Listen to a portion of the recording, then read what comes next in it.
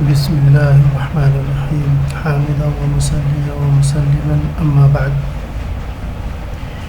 حضور اکرم صلی اللہ علیہ وسلم نے امت مسلمہ کو ہر موقع کی مختلف دعائیں تعلیم فرمائی ہیں کہ کن کن چیزوں کے پڑھنے سے اسے کیا فائدہ ہوگا اور کیسے حفاظت ہوگی.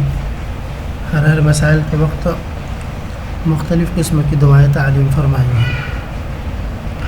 اس میں سے یہ ہے کہ تمام قسم کی بری بیماریاں جیسے کہ سفید داغ ہے، پاگل پن ہے، کوڑ ہے، اس کے علاوہ اور جتنی بیماریاں ہو سکتی ہیں، ہر بیماری سے حفاظت کے لیے حضور اکرم صلی اللہ علیہ وسلم نے ایک دعا تعلیم فرمائی ہے.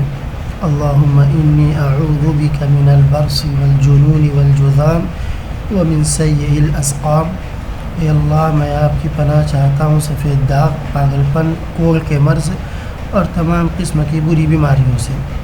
یعنی اس دعا کے اندر جیسے سفید داغ، جنون اور کوڑ سے پناہ مانگی گئی ہے، ایسے ہی ہر قسم کی بری بیماریوں سے اللہ تعالیٰ کی حفاظت مانگی گئی ہے.